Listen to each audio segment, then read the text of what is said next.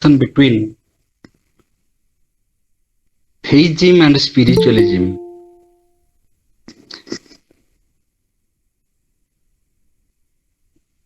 Truth and religion, truth and God, truth and non-violence, and how these concepts are relevant to our practical life. Generally, we think we misinterpret that theism and spiritualism are same. If we believe in God, if we believe in the existence of God, if we believe in a supreme power, then we are spiritualists. And if we don't, then we are not spiritualists. This is a very wrong conception. What is theism? Theism means believe in God, believe in the existence of God. You are a theist if you have faith in the existence of God. You are an atheist if you don't believe in the existence of God.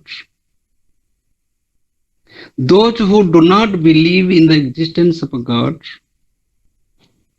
they claim that there is no such necessity. Without believing in God, without any belief, without any faith in God, we can live happily because this is the age of science. Everything is explained scientifically.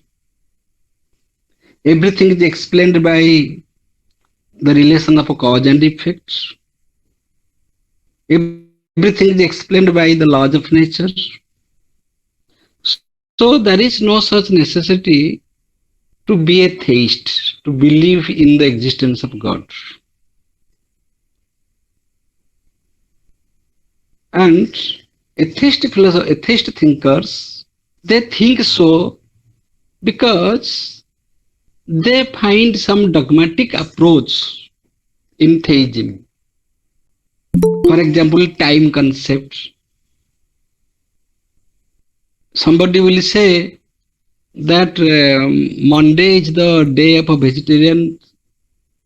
So on Monday, I shall not take meat or fish. I shall have brata on the day of Monday. And also on Tuesday. But on Sunday, he will take meat. He will kill animals.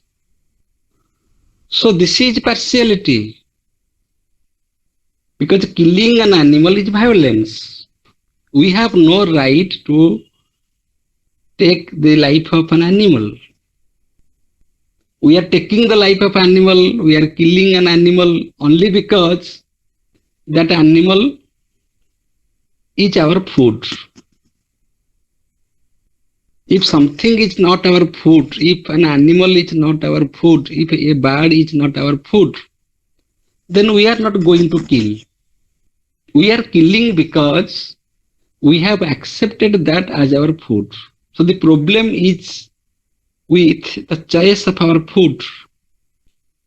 The problem is not with this animal or that animal. And the problem is not with this day or that day, this tithi or that tithi. That Tuesday is an auspicious day, Thursday is an auspicious day, day of Sankaranti, Ekadashi, these are very auspicious days. So these days we should not have any type of violence. We should not take non-vegetarian food. And this is partiality. If we are moral, we should be moral rigorously, strictly, perfectly, impartially. So there should not be any partiality in morality.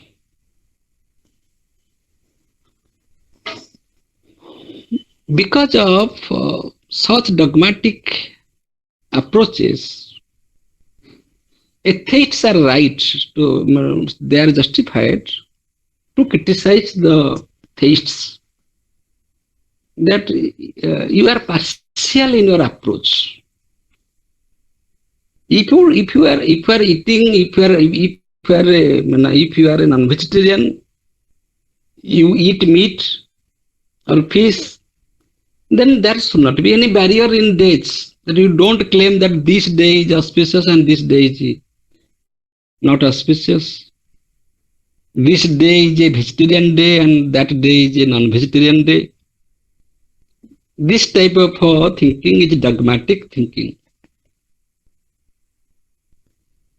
Again, in theism, there is a conflict about the choice of a god and goddess.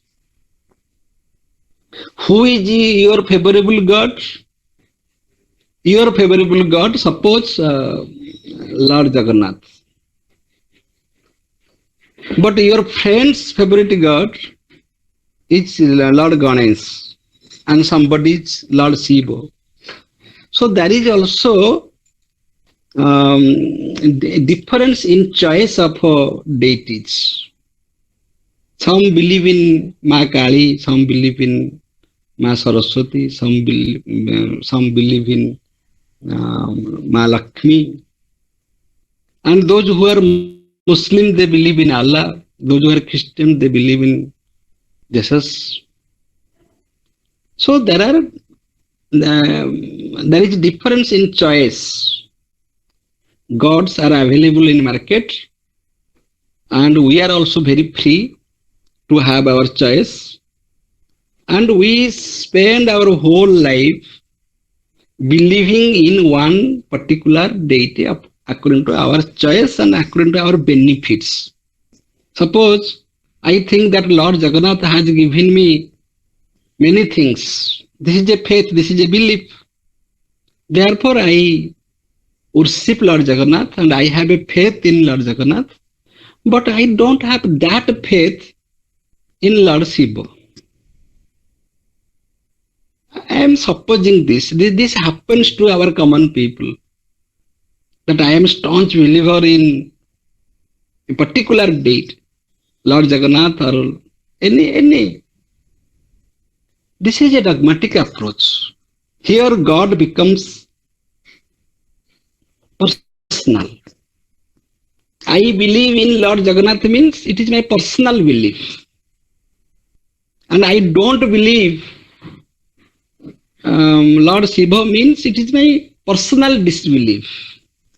It does not affect the belief and disbelief of my neighbor, even of my son and my brother. They have their own belief system. And religion divides into different groups. Hinduism is one group, one community. There people believe in Hindu deities. Therefore, there is division in religion. There are different types of religion. So this is the problem with theism. And the biggest problem is the theists claim that they are spiritualists. And those who don't believe in God, they are not spiritual by nature. And it is very surprising to say that atheists also claim that they are not spiritual, they are rational. They are rational thinkers. That means the theists, those who believe in God, they are not rational, only atheists are rational. So here we find two misconceptions. One is the misconception of the word spiritualism, and the other is the misconception of the word rationality. To claim that I am rational, it is not necessary that I shall be an atheist. Similarly, to claim that I am spiritual, it is not necessary that I shall be a theist. That means a theist can be rational and an atheist can be spiritual.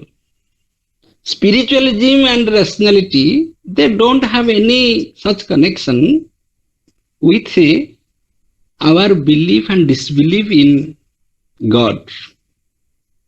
God or Ishvara or Allah or any name we can take, it has nothing to do with our being spiritual and rational. For example, Lord Buddha. Buddhism is spiritualism.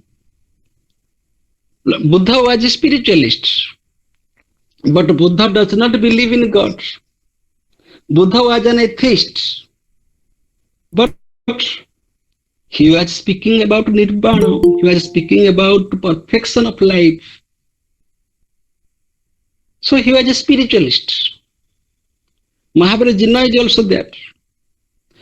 So there are so many examples that an atheist can be a spiritualist. Similarly, a theist can be rational. Those who are atheists, they claim that they are rational thinkers. It is ridiculous. Don't have that stamp on a particular group of people that those who do not believe in God, they are rational thinkers. No. To be rational does not mean that one should believe in God or may not believe in God. Believe and disbelieve in God is a personal affair. Belief is belief. But that does not hamper, that does not go contrary to my being a rational. I am rational. But I have my personal belief. I believe in God. So I am a theist. That does not mean I am not a rational person. I don't have rational thinking. That means belief in God is not something irrational. Similarly, not believing in God is not something not being spiritual. One can be spiritual without believing in God. One can be rational believing in God. So what is rationality? Rationality means with that state, you don't need to transform. You don't need to go to the divine state. The divine will descend to your state. So your body, mind and intellect will be so purified, so comfortable, so qualified that the divine will descend, because the divine will choose your center to preside over. God will preside over your mind. God will preside over your body. God will preside over your intellect. God will descend. So that way we can live a divine life. That is spirituality. Spirituality means when you transcend your existence in the level of a body, mind and intellect. You go beyond that. You are not affected by the passions of your body, mind and intellect. You are not attached to these lower hemispheres. The total perfection is spirituality.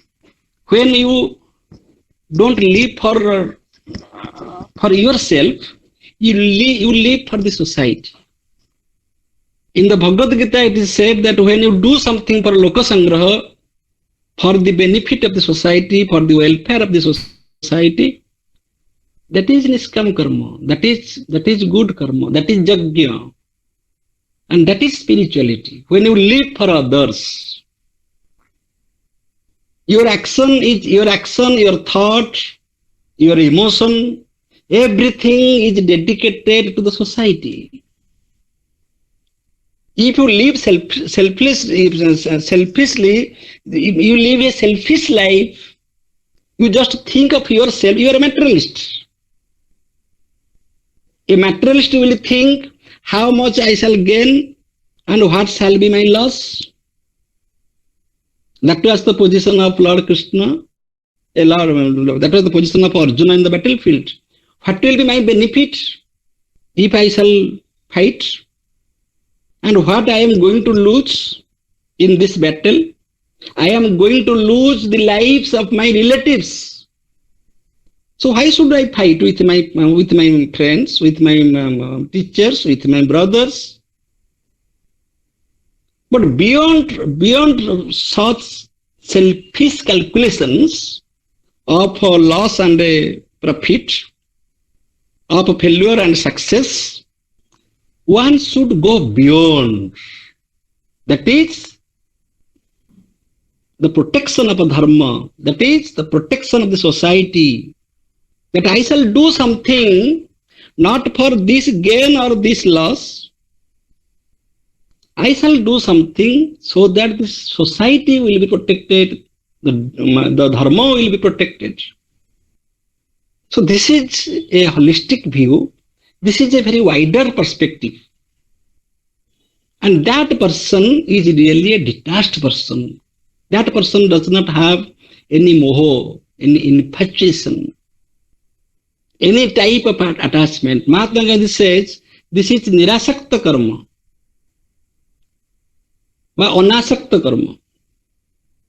Anasakta karma means you do your karma, you do your duty, but don't be attached to your duty. Niskama karma does not mean that you do something without any kamana, because it is impossible. You can't do any action without any kamana. Kamana is necessary for doing any action. And kamana for consequence is also necessary, because when we are doing something, you should be aware of the consequences. Otherwise, you are a fool.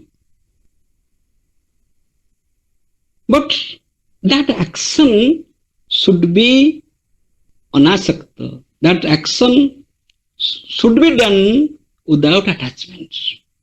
You do and forget. Because you are doing for the lokasangraha. You are doing for the betterment of the society. And this is also a common psychology.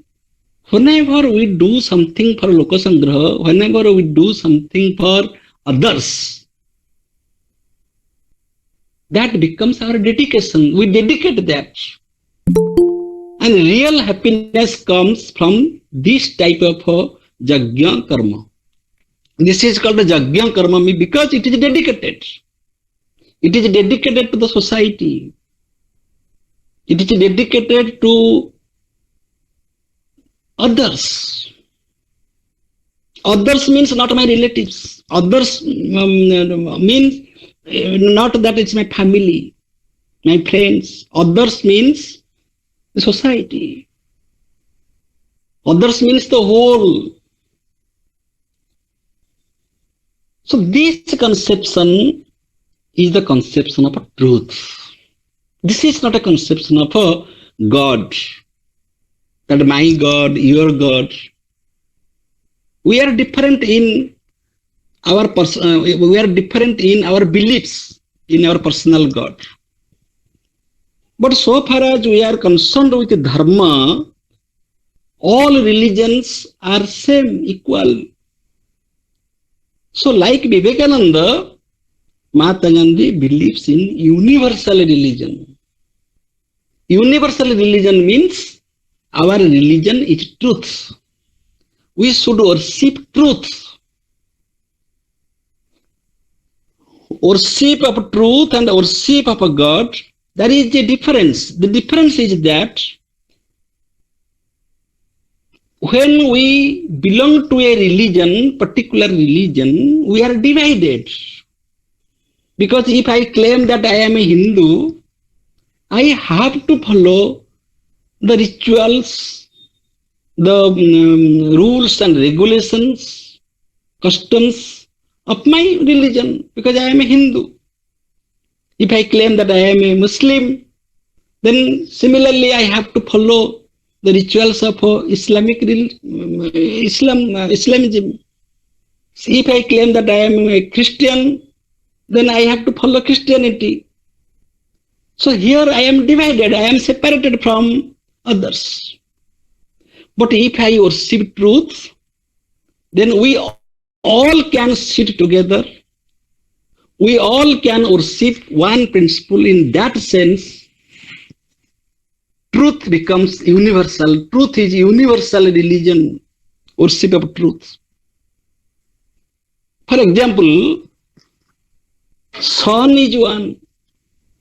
There is not Hindu sun, Muslim sun, Christian sun, Hindu moon, Christian moon, and Islamic moon, Hindu oxygen, Muslim oxygen, Christian oxygen, Hindu water, Muslim water. There is no such thing, because nature is the same. So when we pursue the common element, the common source of everything, under which every creature, every human being belonging to different types of sects and religions, communities, they will come under one truth, one nature. So that should be the nature of our worship. So when we are contesting between theism and atheism, that I am a theist and you are an atheist, we have to go beyond. So we should have a solution where both theist and atheist can sit together. If you are a theist, you are welcome. If you are an atheist, you are also welcome. Come here, sit here, because here we have a platform where there is no problem with being a theist or an atheist, because here we worship truth. So truth is true for all.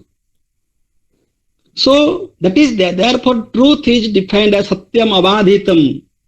That means it cannot be contradicted by any principle. No religion can contradict it. No literature can contradict it. No personal beliefs can contradict it. It is non-contradictory by nature. It is satyam avadhitam. So that avadhitam principle, uncontradicted principle, is truth. Therefore, Mahatma Gandhi said, instead of saying God is truth, we should say truth is God. Because if we say truth is God, it will become secular. It will not be personal. It will become impersonal. It will become universal. Because truth is true for all. My religion may be different from your religion. My God may be different from your God. But my truth is not different from your truth, because truth is the same. This is a very big thing. This is the contribution of Mahatma Gandhi. So as your metaphysics, so is your ethics. If your metaphysics is strong, if your metaphysical belief, conviction is strong, your ethical principles, your moral principles will be so strong. So if we believe in truth, then there is no conflict between community to community, society to society, between this man to that man. We are all one. So naturally, it will lead to non-violence. Because when there will be division, yours and mine, this is yours, this is mine, then there will be conflict. If there is a common property, common entity, if we all believe in that, then there is no conflict at all. So from this metaphysics, that truth is God, we can think of non-violence. We can think of non-violence because it is the outcome of this metaphysics. Because truth is true for all. Because there is no chance of conflict. Why there is no conflict? Because there is no chance of division, classification. Nothing is personal, everything is impersonal, everything is universal.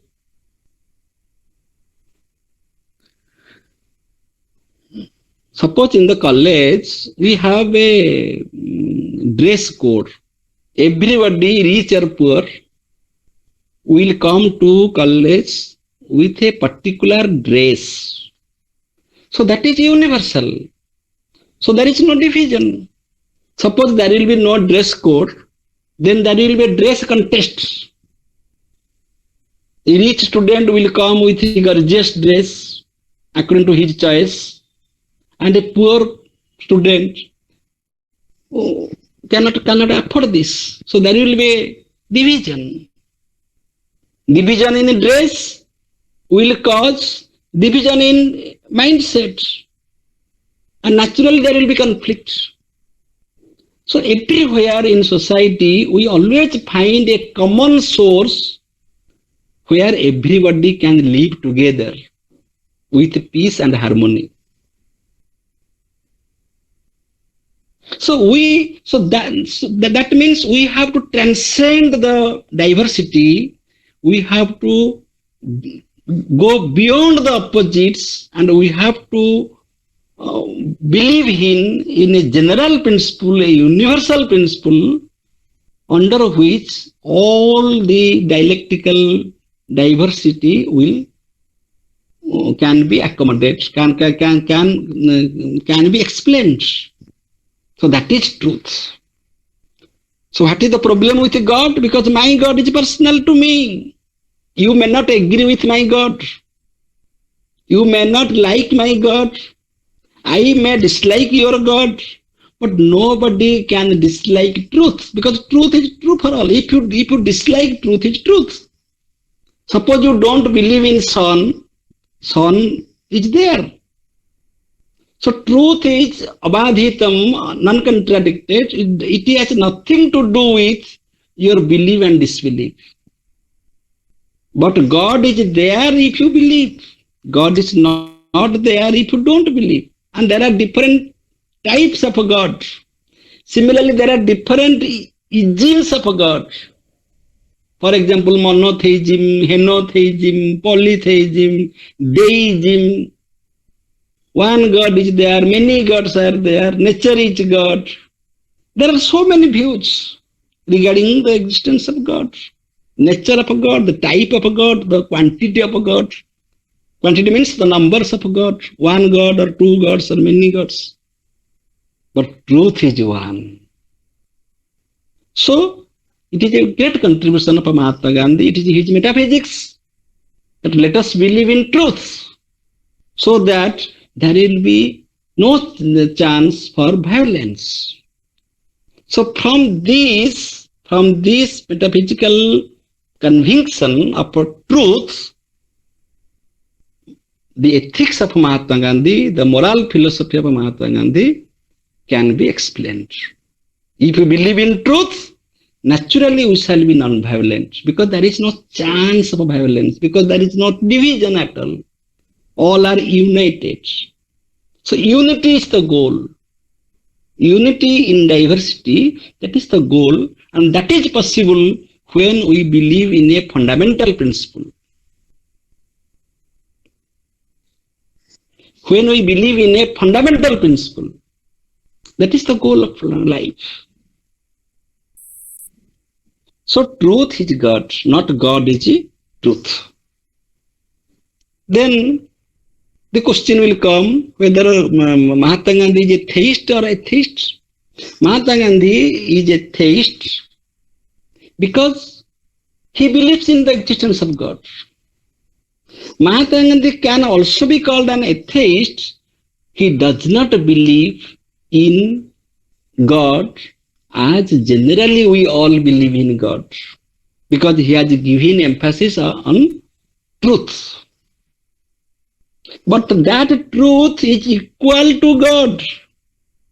Now God becomes secondary, truth becomes primary. So we can name that truth, we can give a name to that truth as God. If truth is the same for all, then that truth can be called God. Then there is no problem. If you say that your God is truth and my God is not truth, then there will be conflict. If we say that truth is same for all and that truth is called God, then there will be no conflict. So, Mahatma Gandhi believes in the existence of God, but according to him, truth is God, not God is truth. God is truth. If we say God is truth, that is implied from the basic principle, truth is God.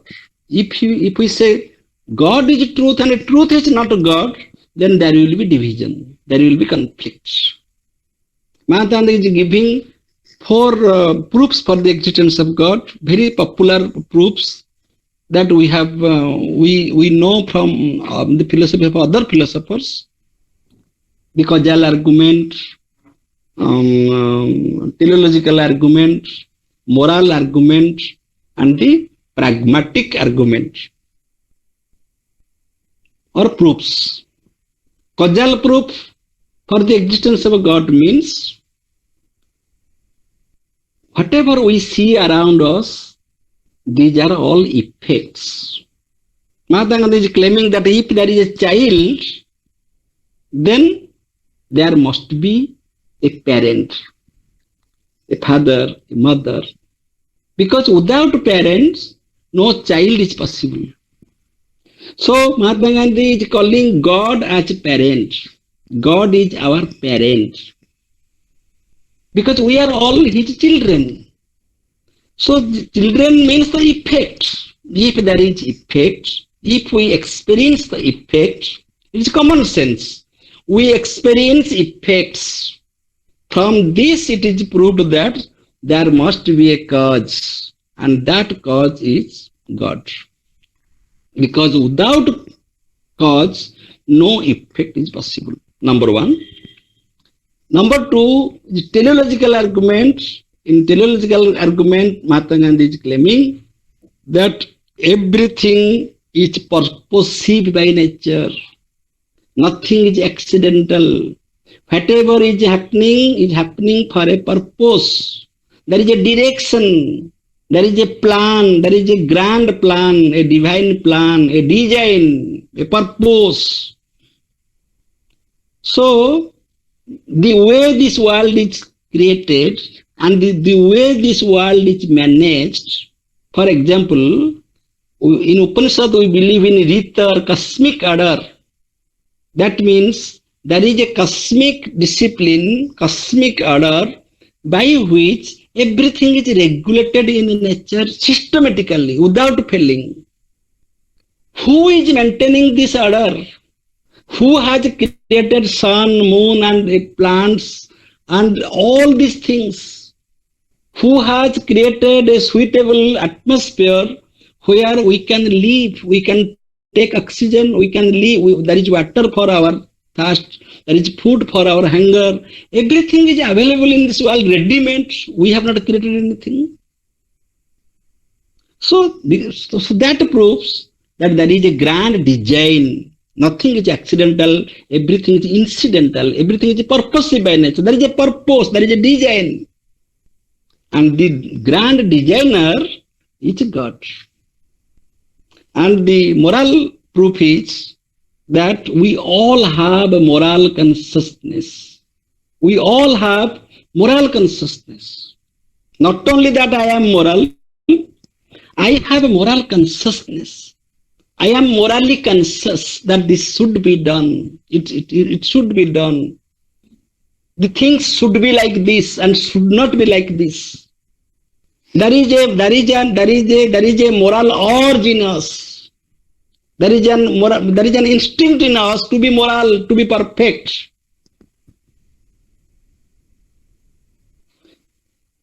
So where from this urge came? Because there is a perfect soul, there is a perfect being who is all perfect, and there is no chance of error, there is no chance of imperfection. The highest possibility of perfection is there, so that we are trying to be perfect. A child is becoming perfect day by day by getting education, by getting sanskar from his or her parents and education from his or her teachers. It is only because the child is perfect itself. There is the possibility of a perfection in the child. Otherwise, no teacher, no parent can make him perfect. Perfection is intrinsic. Perfection is there. We are infinite by nature. We have that ability, we have that sanskara, we have that potency, so that if we get a suitable atmosphere, we can be perfect. If there is no, if we are not perfect within, we cannot be perfect by outer education, outer sanskara, outer training. Similarly, there is a most perfect personality, perfect being, that is the highest possibility of a perfection, that is God. And the entire evolution is marching towards that perfection. So from this moral argument, we can prove that God is there. And the last one is the pragmatic proof. Pragmatic proof means the proof from the practical side of her life, practical perspective of her life, that belief in God has practical utility. Suppose you believe in God, that has a practical necessity, that has usefulness. What is the difference between belief in God and disbelief in God? Belief in God gives you inspiration, gives you courage, gives you solace, gives you strength, so that you can become optimistic. You can dream for the future. That may be an imagination. Suppose you imagine that God is there. That may be your imagination. But that imagination helps you. Because man lives with hope. Man lives with dream. If we don't have any dream for future, if we don't have any dream for tomorrow, we can't live a perfect life. That dream, if you dream, then you can meet your dream. If you don't have any dream, then you don't have any future. Existentialist philosophers, they are atheists by nature. They say that God is dead. There is no such God. Therefore, their philosophy begins with frustration and ends with frustration. They claim that man is condemned to be free. So, belief in God gives you inspiration to live your life for future, and disbelief in God ends in despair, frustration, depression. So this is the difference. So it has a practical utility. It has pragmatic value, that one should believe in the existence of God, irrespective of the fact whether God is true or false. Suppose God is false, but you believe in God, then what will be your benefit? If you believe in God, irrespective of the fact that God is true or false, then that will be the source of your inspiration. You shall be hopeful. Suppose we are sleeping at night. Are we sure that next morning we shall wake up? No. But we have planning that in early morning I shall wake up and I shall do such and such work. We have a very long list of our assignments. Assignments of tomorrow, assignments of 1 month, assignments of 1 year. But we don't know whether we shall see the next morning or not. Nobody is sure. Many people sleep and they die. They never wake up in the next morning. But they have their agenda for tomorrow. If you don't have any agenda, don't have any dream, don't have any hope, then you are dead by yourself. Every moment you are pessimistic, you are hopeless, you are a bad example the for others. Nobody will be inspired by your existence, by your presence. So be hopeful, have dreams, and give that message to your friends and to the society so that your friends, your relatives, your students, everybody will be inspired by your very existence. Your existence is so important. Not only you exist, by your existence you can inspire others to exist. I am with you, don't worry. When Father says, I am with you, don't worry. Whether Father will be tomorrow or not, Father does not know, Son does not know. But this very statement is enough that my Father said that He is with me. So such statements really work in our practical life. Many things we should speak, many things we should not speak. So telling truth is not virtue according to pragmatic theory. Telling truth is not virtue if it is go against the lokasangraha, go against for the existence of others. You may tell a lie to save the life of a person or the lives of some person. Telling lie is also virtue. So telling lie is a virtue, or telling truth is a virtue that is contextual, that is dependent on the circumstance. So be very practical. Be very practical. No constant virtue is there. That telling lie is vice and telling truth is virtue. You have to live a very practical life. Suppose your father met an accident on the road and he is no more. He is in the hospital and doctor declared death. That your father is dead, father is no more. And a stranger or a doctor will call you over phone. He will never say that your father is dead, you come soon. He should not say like this. He should say that your father is serious, please come. If you will say that your father is dead, then you may not reach hospital. So telling truth is not good.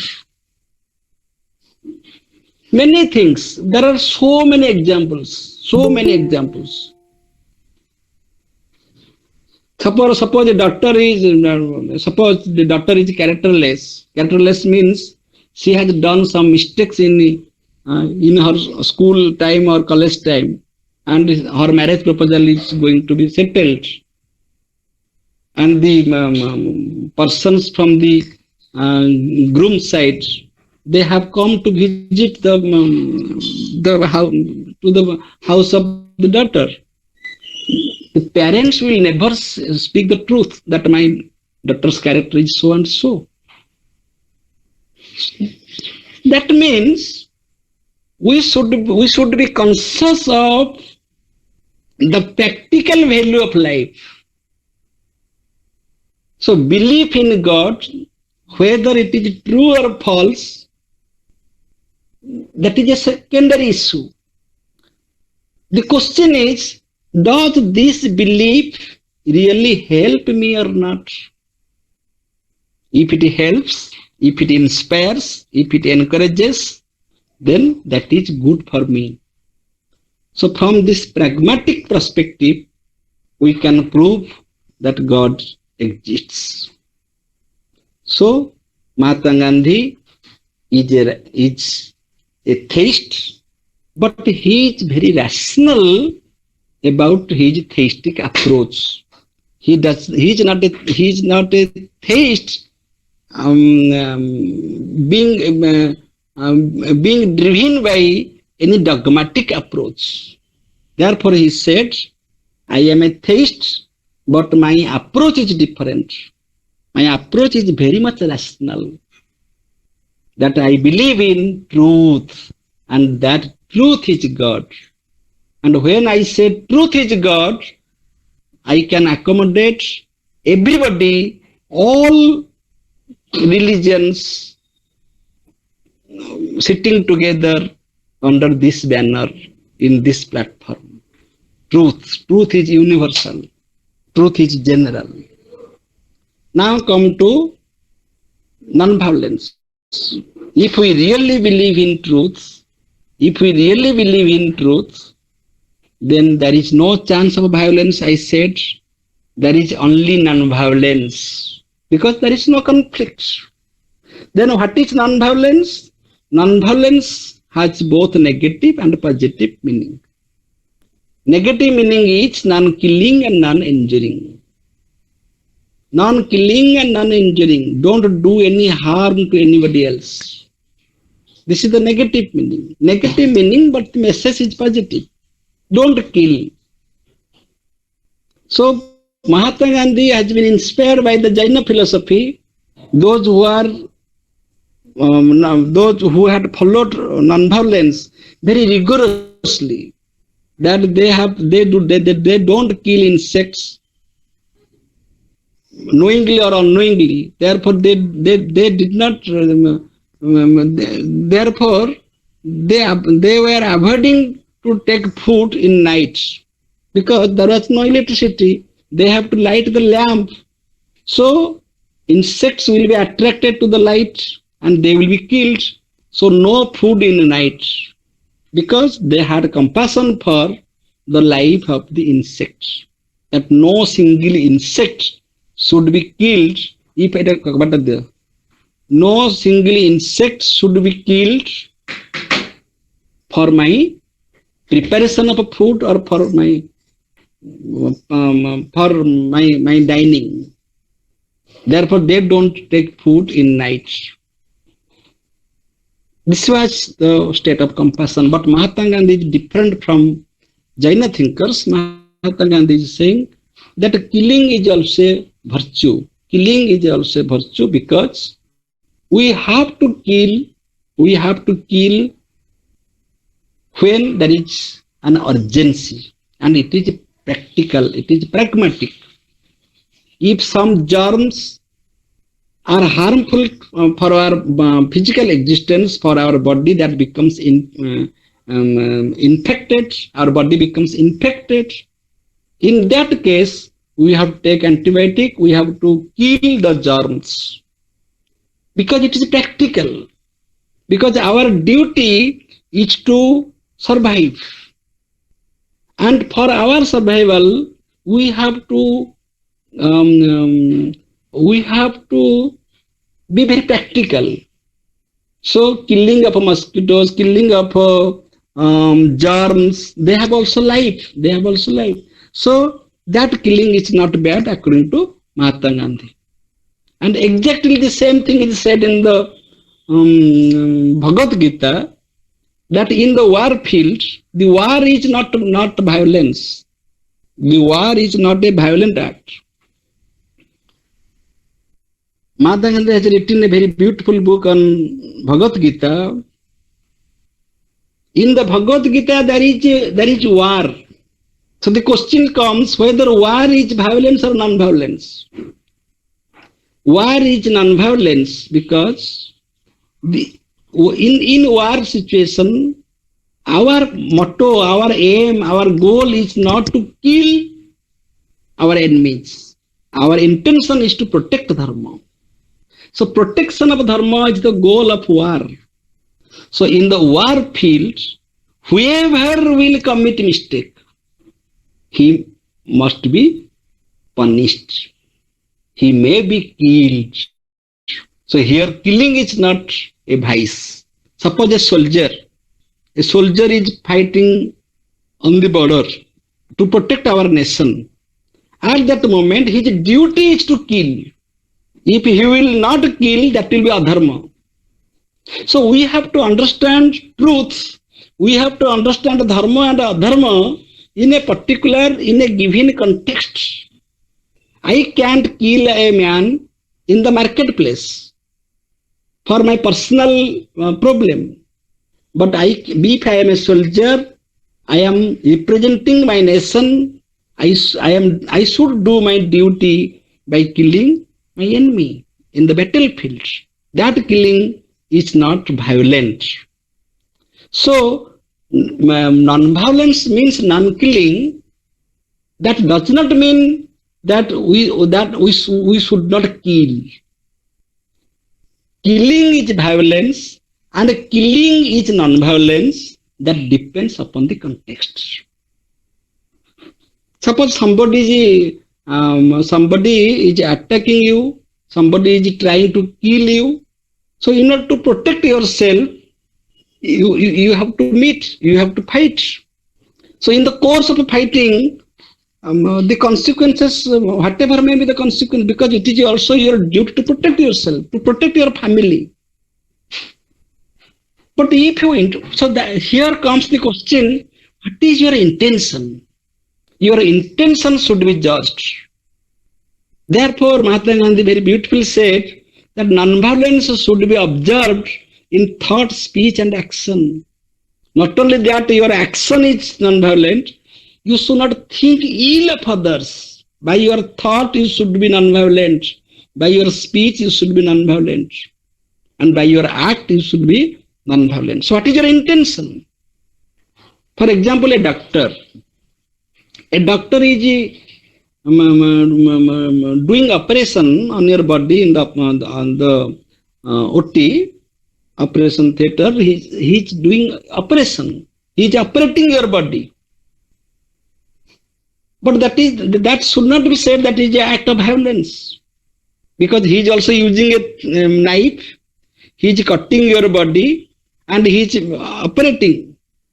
But that operation cannot be called as an act of violence. Even if you die, suppose the operation does not become successful and the patient died in the course of operation, so the act of the doctor should not be treated as a violent act, because his intention is to heal the patient, not to kill the patient. So whether the intention is healing or killing, that determines whether your action is violent or non-violent. Similarly, in the battlefield, when a soldier is killing, that killing is virtue, that killing is good, that killing is non-violence. So non-violence means your intention. So war is non-violence in the sense when war is fought for the protection of dharma. You should do your swadharma. Swadharma nihata shreya. Swadharma nidhana shreya. Shreya means it is good. It is good that you may die in the battlefield.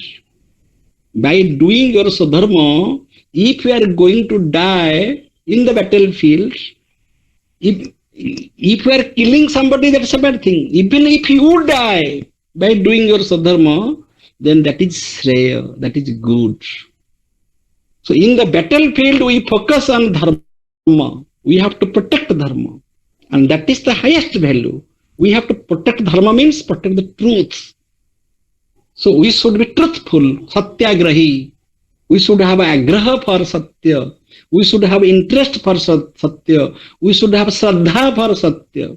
And in order to protect that satya, in order to protect that dharma, we have to follow our swadharma. And whatever may be the consequence, I may be killed or I may kill others. So here killing is virtue. Here killing is not a it's not a violence. Similarly, non-injury, killing and non-injury. Don't injure anybody else physically, mentally, psychologically, by using some language. If language is audible and your action is visible, but your thought is neither audible nor visible. Mahatma Gandhi says, even if your thought is not audible or visible, it is your personal thought, but in your personal thought also, don't think ill of others. This is called pure personality. This is called a real man of non-violence who can think without, who does not entertain any violent thought in his mind for others. No type of ill thinking for others. So non-violence should be practiced in thought, speech and action. In thought, speech and action. And this is possible when one loves truth. Similarly, non-stealing. We should not steal. We should not steal anything which does not belong to us. Suppose you eat 2 rotis or 3, 2 bread or 3 bread. Suppose you are taking 5 bread because it is tasty, then that is also stealing, because you steal the food of others. So this is the way of life. We should understand non-violence in such a sense. Even don't steal flower from others' garden, because that garden is not you. You are not the owner of that garden, and you are not the owner of that plant. That flower is not yours. So stealing of flowers without the consent of its owner is also stealing. So we have to be very much that is called asteya, non-stealing. Aparigraha, non-possession. Don't possess too much. If you possess too much than necessity, then that is also a violent act. And the positive meaning of non-violence is doing good to others, is to love others, do good to others. Whatever you do, that I told in the first session, that we should dedicate our work for Loka Sangraha. Any action you do for the perfection of the society, that cannot be bad. That must be good. So doing good to others is non-violence. Simply you do good to others. Suppose you don't understand what is violence and what is non-violence and how they are different in the difference of contexts. Suppose you don't have this idea, simply you do good action, good for others. You just love others. So to love others and to do good for others is the act of non-violence. By that we can purify our heart, we can purify our minds. Saucha means it's the purification of a body and also mind. We should purify our body. We should have a very clean body. We should have a healthy body. Similarly, we should have a clean mind. The mind of positive thoughts, mind of non-violence, the mind of love and compassion. So now the third question is this principle of non-violence a weapon for the weak? Only weak people, those who can't fight, those who are unable to fight, those who are unable to meet the contradiction, meet the opposites, can follow the act of violence, can be called, can follow the act of non-violence? No. Very surprisingly, it is. We are interested to know the secret of non-violence. Only A strong person, the person who is strong in his mentality, who has a very strong moral character, he can follow the principle of non-violence. Because what happens when we follow non-violence, we conserve our energy. Suppose somebody is scolding you, somebody is doing some harm to you. If you are following your non-violent principle, then you conserve your energy. Don't spend your energy unnecessarily. By that you conserve your energy, by that you maintain your mental stability. The person who is violent is not stable in his mind. His weakness, that is his failure. The wise person is a non-violent person because he is very stable. His mind is just like because he understands the truth. He understands the instability of the person who is getting angry, who is spoiling, who is losing his energy. So it is a weapon of the strong. It's not a weapon of the weak. And this is possible when we believe in truth, when we believe in God. Therefore, many philosophers, they have accepted the existence of God as the postulate of morality. That we should have a freedom, we should have belief in the existence of God, we should have belief in the immortality of soul, and we should have a free will. And these are the postulates of being moral. These are the postulates of morality.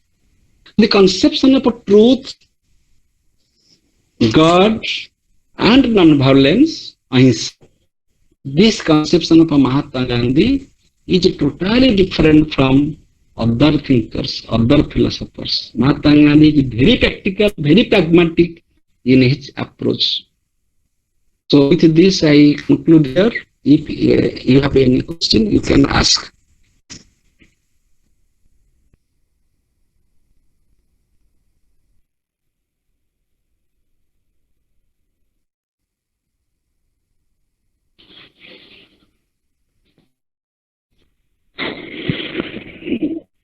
If you have any question, you ask. Otherwise, we shall stop. We shall discuss the philosophy of Radhakrishnan. And I shall take another class because I am not satisfied. Yesterday, I was not satisfied. My I admit it. So I shall take that class again. Okay, I shall take the class of Sri Aurobindo's philosophy once again. We shall discuss again. Thank you.